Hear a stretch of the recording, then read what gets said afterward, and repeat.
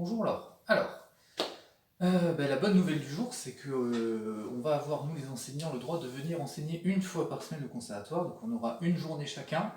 Donc a priori, on devrait se revoir bientôt. Donc ça a démarré la semaine prochaine. Donc voilà, très vite, je vais contacter mes élèves pour essayer de faire un planning. Voilà, donc ça c'est la bonne nouvelle. C'est peut-être du coup l'une des dernières vidéos que je te fais. J'espère en tout cas. Donc on va pouvoir avancer, je pense, de façon un peu plus productive, même si tu as quand même toujours bien bossé. Alors, donc, du coup, je vais revenir un petit peu sur ce que tu as fait. Donc, écoute, tu maintiens le rythme de ton travail, tu continues à progresser dans les choses que tu as déjà vues, à avancer aussi dans les chiffrages et tout, donc ça, c'est super, hein, bravo pour ça. Alors, moi, je continue comme ça à relever un petit peu les choses que tu peux améliorer de ton côté. Alors, le début, le caractère est mieux, hein, ça commence à se réveiller. Après, pour moi, c'est toujours pas assez énergique. D'accord. Il faut vraiment que le début soit plein d'énergie, plein d'entrain.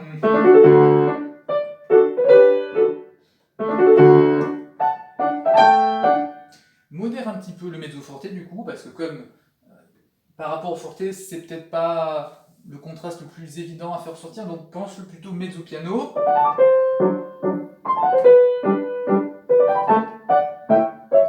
Et du coup, n'hésite pas à relever un petit peu plus le forte la deuxième fois.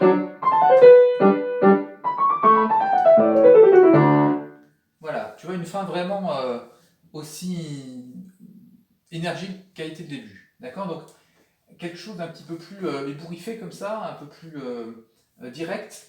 Alors, oui, ne retiens pas l'enchaînement entre tes quatre triples et ce qui arrive après, donc soit la noire, soit les croches, parce que du coup, tu sais, ça forme un rythme un petit peu boiteux comme ça. Donc, ne retiens pas, fais la coupure, fais l'articulation, mais sans que le rythmiquement on entende tac tac tac.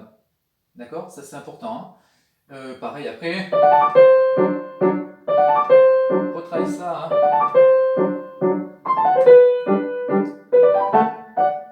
Tu vois qu'il y a quand même ces balancements de croche entre les départs des doubles, des triples et puis la suite, mais en gardant évidemment une pulsation toujours à la noire maintenant, et puis sans qu'il y ait de coupure. Je pense que tu dois l'entendre à l'oreille quand tu fais tagadagatam ou tagadagatam. Tu vois, quelque chose vraiment que ça soit une levée, c'est-à-dire que tu vas vers un point donné, vers la mesure suivante en général. Hein, c'est toujours sur des levées qu'on a ces rythmes de triples, donc c'est important de les peaufiner.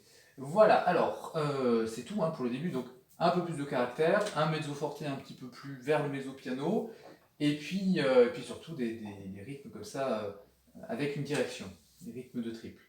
Alors, ensuite on va tout de suite à la mesure 28, tu vas donc à la fin de la première page. Alors oui, alors tu fais très bien les articulations là aussi, entre le premier et le deuxième temps, mais l'articulation entre le deuxième temps et le premier temps de la mesure suivante, tu l'oublies. C'est-à-dire que toi, ce que tu faisais ça, et tu vois, là, donc là tu lis, et ce qu'il faut c'est... Tu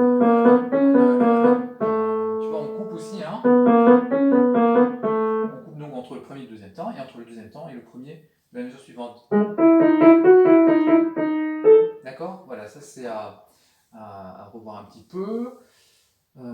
C'est vraiment des petites choses. Alors ensuite, on va tout de suite vers la fin du deuxième thème. Alors oui, donc ça c'est donc à mesure 46, 51 et 52. Tu sais quand tu termines... donc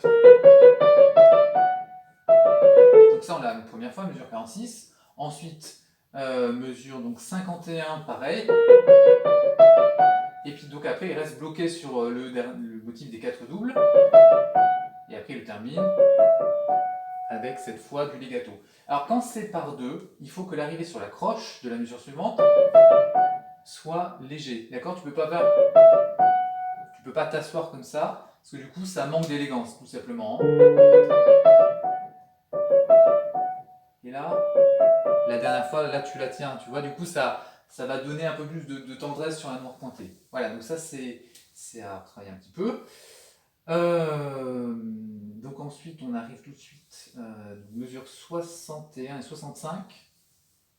Alors oui, c'est mieux, tes compétis, là, enfin tes couteaux. Il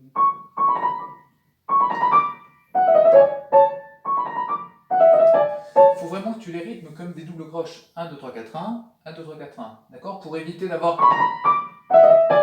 Comme tu les presses, ils vont trop vite en fait, tout simplement par rapport à ton tempo. Et du coup, comme tu les presses, ils sont pas jolis. D'accord? C'est plus facile en fait finalement que ce que tu fais. D'accord? Vraiment quelque chose de régulier, bien prononcé. D'accord? Autant ceux-là, ils sont bien, tu vois, ils sont bien rythmés, ils sont bien réguliers. Et ceux-là sont pressés. D'accord? Donc ça, ça revoit un petit peu aussi. Et puis... Ah oui, alors oui, sur l'espèce de conclusion là, essaye de pas trop ralentir parce que si ma mémoire est bonne, il termine aussi avec ce motif la fin du premier mouvement, donc plus tard, à la réexposition. Donc du coup, la deuxième fois tu ralentiras, mais pas le premier. Voilà, tu vois, assez simple hein, comme fin. C'est Haydn, hein, c'est souvent très léger, donc c'est vrai que ça ne tolère pas trop justement ces petits épanchements qu'on peut avoir naturellement. Tu le feras, mais la dernière fois à la réexpo, pas la première fois, pas à l'expo. Voilà, alors, donc là après on attaque le développement, bah, bravo de l'avoir démarré. Donc là je te signale des petites fautes, toutes petites. La première tu l'entendras probablement pas, enfin tu ne devais pas l'entendre. C'est un sol béca en fait, quand tu attaques le gruppetto, avec un mi dièse par contre, mais un sol béca. Et avec le sol dièse ça sonne bien aussi, hein. Mais le sol béca est un peu plus triste, un peu plus dramatique si j'ose dire. Voilà, et alors là, grosse faute, le gruppetto, le dernier là, à la mesure 72. Alors, attention, quand tu mettras les numéros de mesure, là je fais un aparté, quand tu mettras les numéros de mesure, à partir du développement, la première mesure est la mesure 69, d'accord? Parce que à la fin de l'exposition, on a la mesure de première fois et de deuxième fois, mais ces deux mesures ne comptent que pour une seule, hein, puisque c'est un ajout. La première fois, on a ça, la deuxième fois, on a autre chose.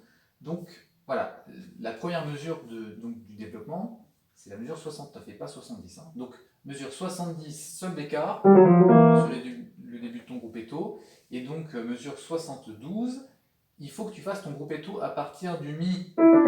D'accord? On tourne autour du ré, mais on n'attaque pas le gruppetto sur le ré. On attaque sur la note supérieure, donc sur le mi. Hein.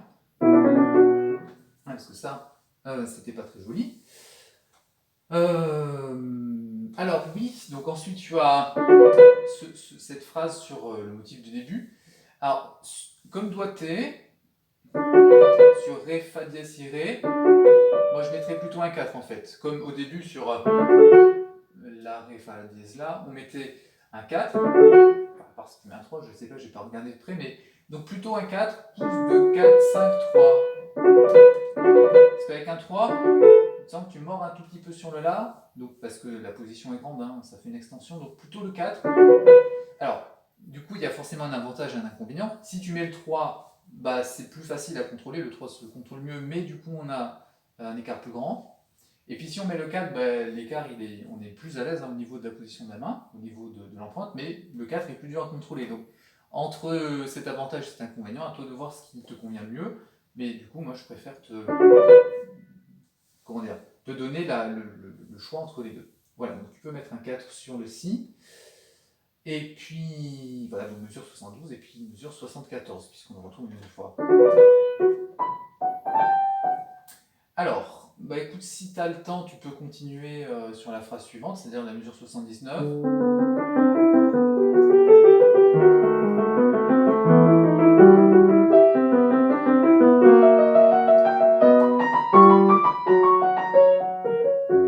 Jusqu'à la mesure 85, 87. Voilà, d'accord? Ça peut te faire une phrase supplémentaire. Fais juste bien attention sur cette phrase-là, à partir de la mesure 79, de bien tenir les arrivées. D'accord? En plus, parfois, il y a des changements de main hein, entre la fin du motif, enfin entre le début et la fin.